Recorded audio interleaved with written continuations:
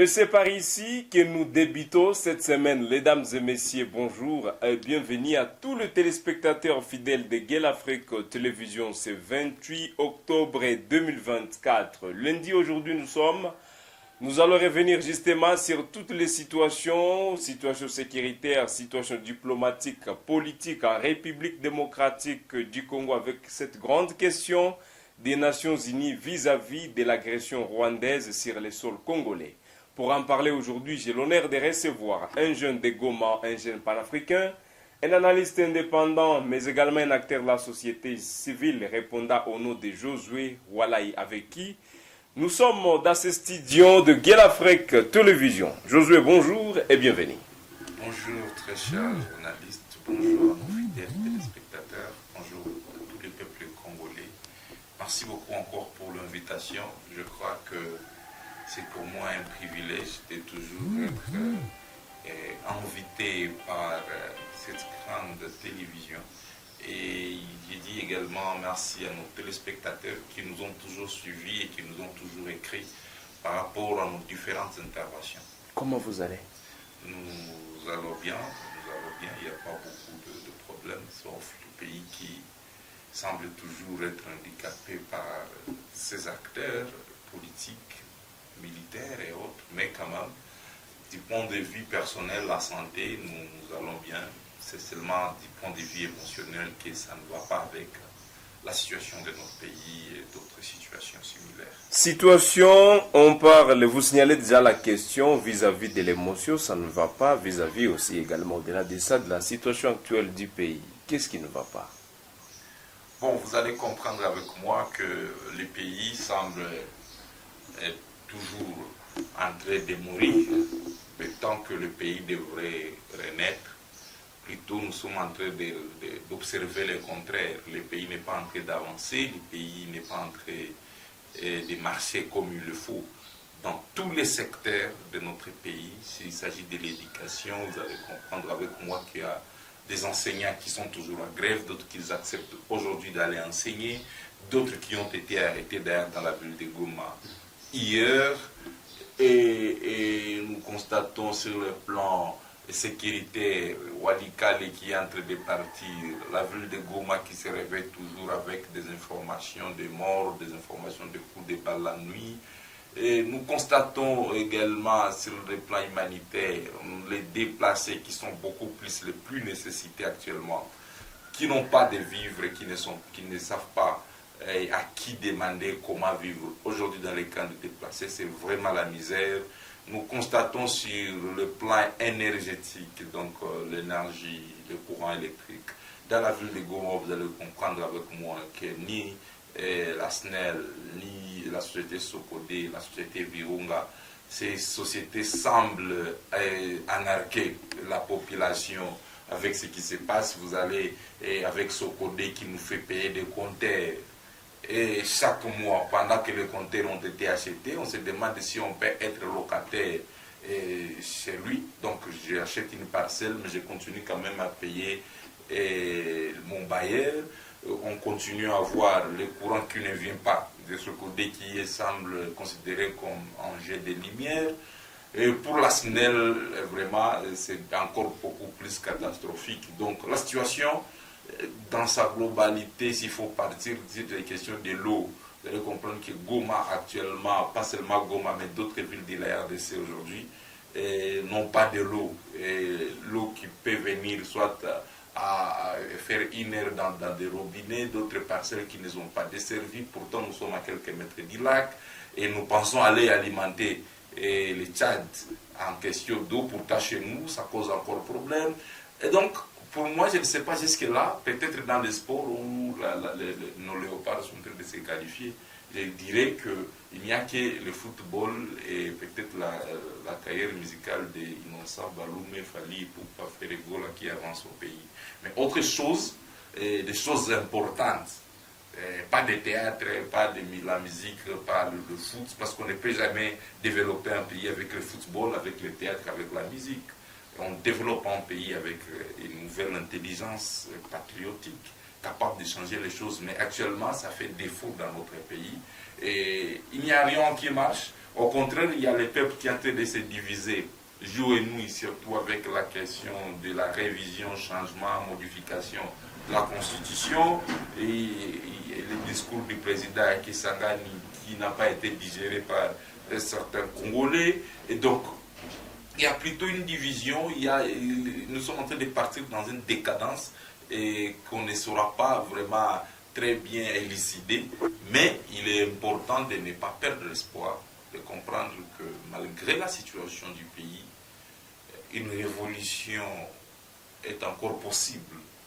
Et cette révolution doit être constructrice et non une révolution qui viendra détruire les pays comme la révolution du M23 qui est en train de détruire et tuer les pays et donner la place aux agresseurs ou soit aux étrangers sur notre sol.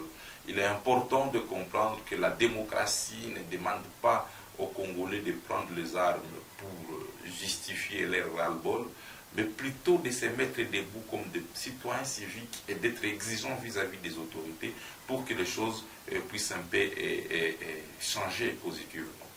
Vous êtes sur Guel Afrique, mesdames et messieurs, c'est un honneur pour nous de vous savoir nombreux à ce jour, vous soucier de la situation actuelle de notre pays, la République démocratique du Congo.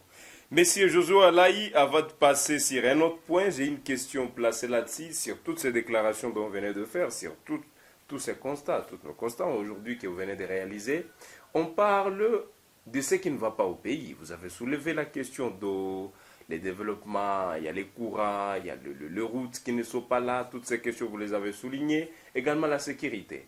Est-ce qu'aujourd'hui, la part de la jeunesse, vous qui êtes les jeunes aujourd'hui, est-ce que vous êtes en train de remplir, bien évidemment, votre part, afin de condamner les autorités? Ou vous n'anticipez pas également à tout ce qui se passe au pays, ou vous anticipez dans ces chemins dont vous venez d'évoquer? Est-ce que les jeunes aujourd'hui se soucient également de tout ce qui se passe au pays, afin de voir un changement pour le futur? Moi, je dirais que la jeunesse congolaise, c'est une des jeunesses très dynamique, très forte.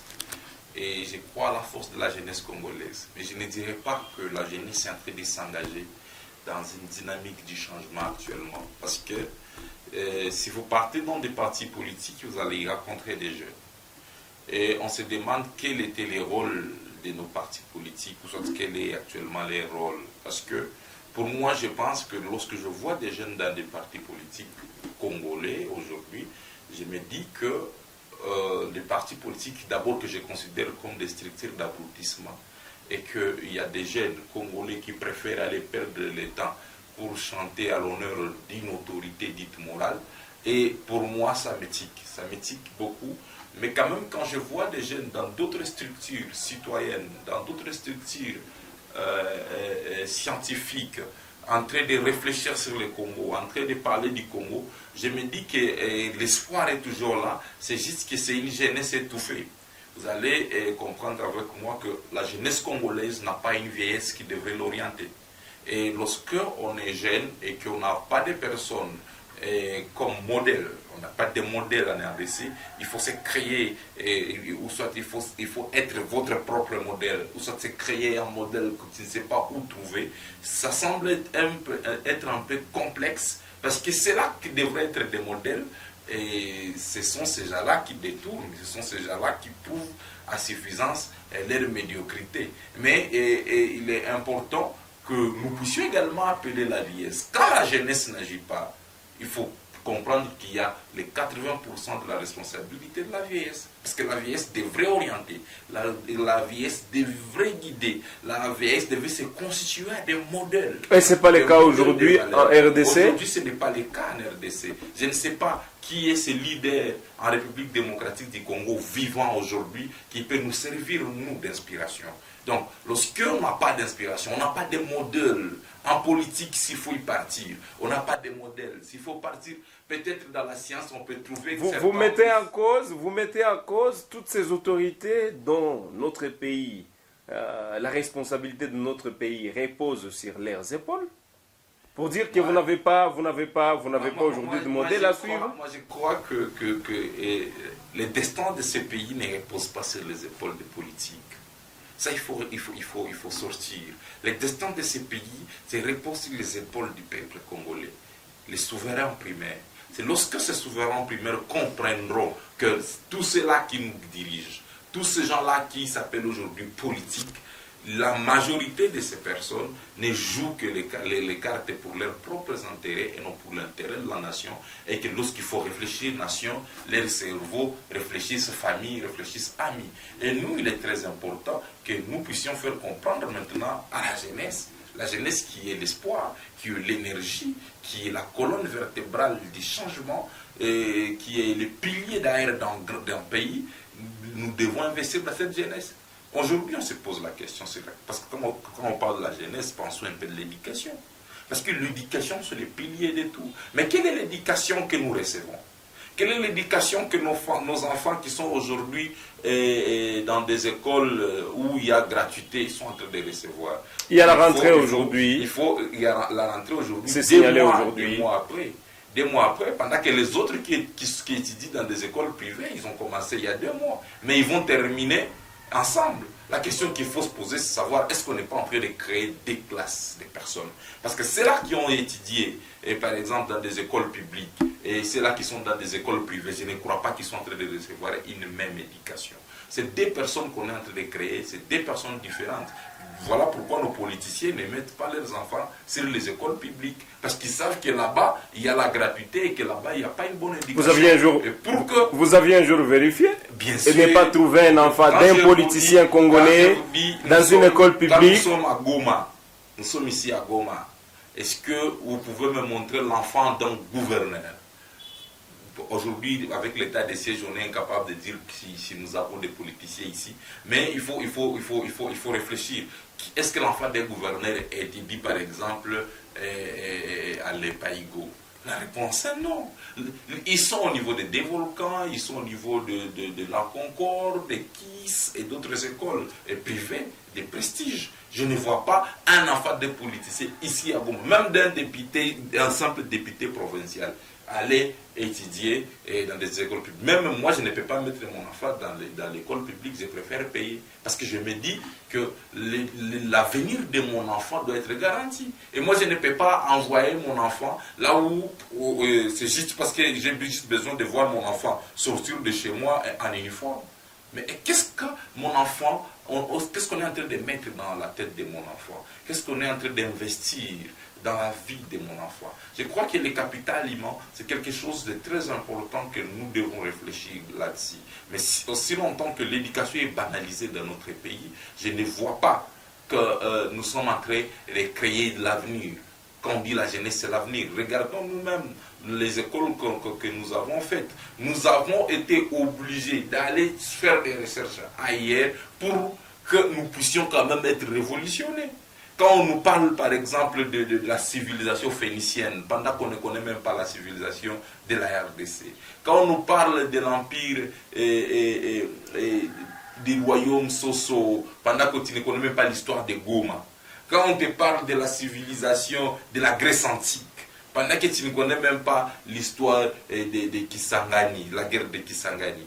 Et il y a beaucoup de trucs que le Congolais, nous comme Congolais, on doit étudier. Nous comme Congolais, on doit connaître quel est notre pays. Nous étions où hier? Qu'est-ce que nous avons fait hier dans notre pays? Qu'est-ce que nos ancêtres ont fait pour notre pays? Qu'est-ce qu'actuellement nous on est en train de faire? Et qu'est-ce que nous sommes appelés à faire demain? Mais si tu ne sais pas là où tu viens, tu ne sais pas là où tu es, tu ne sauras pas non plus là où tu es en train de partir. Voilà pourquoi aujourd'hui tu peux avoir quelqu'un qui dit aujourd'hui je ne vais pas. Si vous changez la constitution, vous allez devoir marcher sur mon cadavre et demain il revient vous dit vraiment je pense que cette constitution c'est une constitution des étrangers, il faut qu'elle soit changée. Donc c'est parce qu'on ne comprend pas là où on vient, là où on est même incapable d'assumer, un Congolais est capable d'assumer sa propre histoire. Quelqu'un qui est même incapable d'accepter que hier j'avais dit qu'il ne faut pas changer ça. Mais aujourd'hui, je dis qu'il faut changer. C'est un problème d'éducation. Quelle est l'éducation que nous avons subie, nous tous? Quelle est l'éducation que nos personnes qui devraient normalement nous servir de modèles ont reçu? Et c'est à ce niveau, lorsque nous sommes capables d'être bien éduqués, d'éduquer nos enfants, on peut penser à un avenir meilleur. Mais je vous dirais toujours que l'espoir n'est pas mort. Et les gens qui pensent que le Congolais, ou soit le Congo n'a pas de chance, moi je me dis qu'il y a quand même nous qui existons et qui nous constituons une force et une chance pour notre pays. Mesdames et messieurs, vous écoutez donc en large. Josué Walaï, un acteur de la société civile, des jeunes congolais engagés pour le changement. Prenons la question de la sécurité vis-à-vis de l'Organisation des Nations Unies et qu'est-ce qu'ils pensent là où ils sont vis-à-vis de la République démocratique du Congo. C'est eux qui sont censés s'interposer dans des conflits au niveau du monde. C'est eux qui s'investissent dans des problèmes pour trouver des solutions. Mais est-ce que c'est le cas aujourd'hui en République démocratique du Congo? L'ONU condamne les soutiens étrangers du M23, c'est-à-dire tout soutien qui vient de l'étranger, l'ONU condamne ça. Alors que les rebelles du M23 continuent à avancer dans la province du Nord Kivu, le Conseil de sécurité a fermement condamné les soutiens militaires étrangers apportés à ces groupes ainsi qu'à d'autres groupes armés opérant en République démocratique du Congo, le temps qu'on signale qu'il y a plus de 200 groupes armés dans la province du Nord Kivu. Le Conseil exige le retrait immédiat de toute partie extérieure du territoire congolais et de la cessation de son soutien. Le Conseil condamne également les récentes violations du cessez-le-feu par le M23 accusé d'être soutenu par le Rwanda, pays voisin à la République démocratique du Congo. La situation reste tendue dans les territoires nationaux en République démocratique du Congo, ainsi qu'en particulier dans la province du Nord Kivu, où des milliers de personnes ont été déplacées par les combats.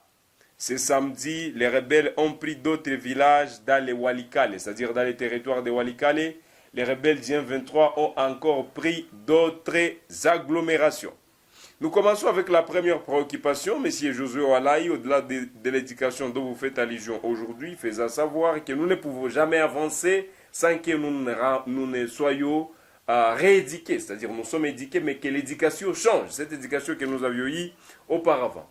Aujourd'hui, l'ONU nous parle de condamnation. L'ONU condamne fermement l'implication de tous les pays à l'égard des rebelles du M23 et en particulier la République du Rwanda.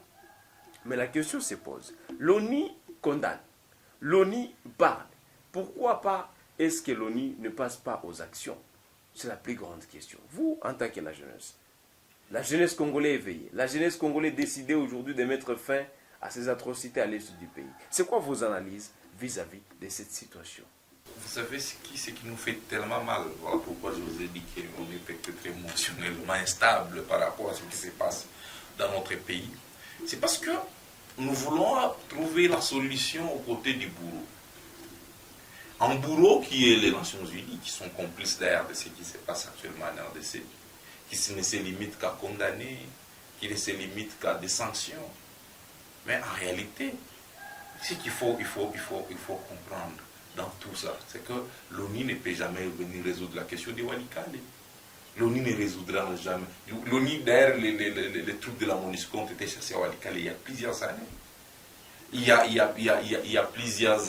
a pas 2 ans, 3 ans, Goma, c'est tout le Congo qui était en ébullition contre le contingent de la MONUSCO. Pourquoi? Parce que nous, les Congolais, on a besoin de résultats. On n'a pas besoin de discours que nous avons condamnés, que nous avons dit ceci, que celui-ci a condamné le Rwanda devant. C'est fini. On est fatigué avec les discours. Ce qui est très important actuellement, c'est qui entre en action au profit des peuples congolais. Qui se bat au profit des peuples congolais. Mais penser que le bourreau viendra se battre à notre profit, c'est chercher vraiment... je dirais que c'est des poudres rosées ce que les Nations Unies sont en train de faire. Vous sous-estimez la puissance des Nations Unies dans ce conflit si elles s'impliquaient vraiment? Je vais vous dire qu'il n'y aura jamais de paix sans justice. Je vous rappelle que l'ONU, à l'heure où je suis en train de vous parler, il y a un rapport, le rapport Mapping, qui a été documenté par cette même structure, qui aujourd'hui, ce rapport est dans leur tiroir incapables de venir dire voilà, il faut que justice soit faite parce que les crimes du passé de la RDC ont été tellement odieux et qu'il est très important que les coupables, les bourreaux qui sont en circulation soient soustraits de cette circulation. Mais est-ce que ceux qui ont tué, ceux qui ont martyrisé les peuples congolais ne sont pas libres sous les yeux, sous la complicité des Nations Unies, qu'ils ont un rapport qu'ils ne peuvent pas exploiter? Pourquoi est-ce qu'ils ont documenté sur le crime s'ils sont incapables de l'exploiter? Vous allez comprendre avec moi que tout celui qui nous prive de la justice, tout celui qui ne veut pas éclairer le monde sur la question de la justice, on ne pourra jamais avoir de paix sans éclairage sur le monde, sans éclairage sur le crime du passé. C'est ce qu'on appelle dans la question de la justice traditionnelle la question du devoir de mémoire, la question des vérités. La vérité, c'est quelque chose, c'est quelque chose de très important dans l'instauration de la justice transitionnelle. On ne peut pas rester uniquement dans la réparation, parce qu'aujourd'hui, la RDC a créé un fonds de réparation des victimes de violences sexuelles. Mais, toujours dans le cadre de l'instauration de la justice transitionnelle, nous devons avoir des structures chargées d'éclairer la question sur la vérité, la question sur le devoir de mémoire. Aujourd'hui, c'est Charles Onana qui se bat pour la justice de la RDC. Et les Congolais ne soutiennent pas. Donc ce qui est très important, c'est de faire comprendre. Les Congolais ne soutiennent pas. Les Congolais ne soutiennent pas. Comment nous voyons la mobilisation de Congolais. On devrait voir une déclaration venant de la présidence. On parle de la présidence, c'est ça le symbole de l'unité nationale. C'est ça la représentation du pays. Et lorsque la présidence ne se prononce pas sur une question, c'est que les Congolais ne se sont pas encore prononcés. C'est que le Congo reste tu. Le problème, c'est quoi? C'est que le crime du passé, quand je parle de l'ONU, voilà pourquoi moi je ne peux jamais faire confiance à ce que l'ONU dit. Parce qu'ils ont un rapport. Et nous, si ces rapports-là pouvaient être exploités, aujourd'hui, certains acteurs du M23 ne devraient pas être en circulation. Et aujourd'hui, peut-être, les gens comme Paul Kagame et les autres, ils devraient déjà être arrêtés, ou soit être interpellés parce qu'ils ne sont pas voilà. Par exemple, de la CPI. Mais il est très important, il est très primordial, d'abord, que la justice soit faite et que l'ONU nous facilite, parce qu'ils ont un rapport, que l'ONU nous facilite pour que le Congo puisse bénéficier d'une justice, parce qu'il y a eu des crimes en RDC. Et dès lors que ces rapports seraient exploités, on dira que voilà, l'ONU commence à se ranger maintenant derrière les aspirations du peuple congolais, le peuple congolais qui est un peuple solidaire, qui a besoin de la paix, et que la paix ne viendra jamais sans justice, mais nous avons déjà un rapport qui est en train d'être exploité, et qui aujourd'hui d'ailleurs c'est un draft, parce qu'il faut encore faire des inputs dans ces rapports. Voilà. Il y a encore beaucoup de criminels qui doivent entrer dans ces rapports. Voilà, alors pour finir, nous restons qu'avec 1 à 2 minutes comme ça. Monsieur Josué Walaï, la question fait débat aujourd'hui de la modification de notre constitution. Vous êtes pour, vous êtes contre, vous anticipez, qu'est-ce que vous en dites? 1 minute.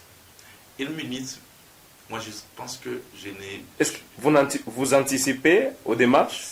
Ce n'est pas opportun. Ce n'est pas opportun. Ce n'est pas opportun. Les Congolais actuellement, ils ont besoin de la paix, c'est sûr.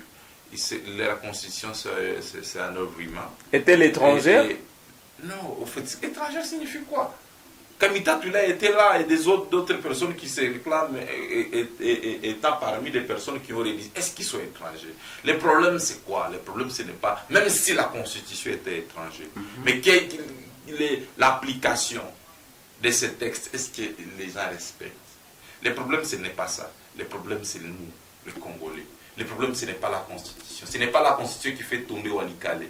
Ce n'est pas la Constitution qui fait ce que des petites sociétés comme Sokodé, d'autres puissent nous torpiller aujourd'hui la population de Goma et nous montrer que nous sommes sans valeur. Ce n'est pas la Constitution qui fait ce que aujourd'hui, dans le domaine humanitaire, les déplacés puissent souffrir. La Constitution, parmi les problèmes que nous avons en RDC, la Constitution ne fait pas partie de ces problèmes. Merci beaucoup, mesdames et messieurs. Nous sommes à la fin de cette émission. Nous vous disons énormément merci de nous avoir choisis. Merci de nous avoir suivis. C'est fil l'honneur pour nous de vous savoir nombreux sur Guel Afrique Télévision à ce jour, lundi 28 octobre 2024. Et nous débutons la semaine avec vous, tout en vous souhaitant un bon début de la semaine. Monsieur Josué Walaï, nous sommes à la fin et nous vous disons merci d'avoir accepté notre invitation. C'est moi qui vous remercie. C'est moi qui remercie également nos téléspectateurs qui nous ont suivis. Merci de commenter, de nous orienter, de nous donner également des conseils et faire également vos analyses par rapport à tout ce que nous sommes en train de dire. C'est très important. Ça peut encore continuer à nous fortifier et à nous outiller davantage. Merci beaucoup, mesdames et messieurs. Nous sommes à la fin. Nous vous appelons à vous abonner, à partager la vidéo, mais également à activer la cloche de notification. Si c'est pour vous la première fois, veuillez vous abonner. J'étais Youssoufou Kibingila pour cette présentation. J'ai réussi Josué Walaï. Nous vous disons merci et on se fixe un nouveau rendez-vous pour d'autres actualités.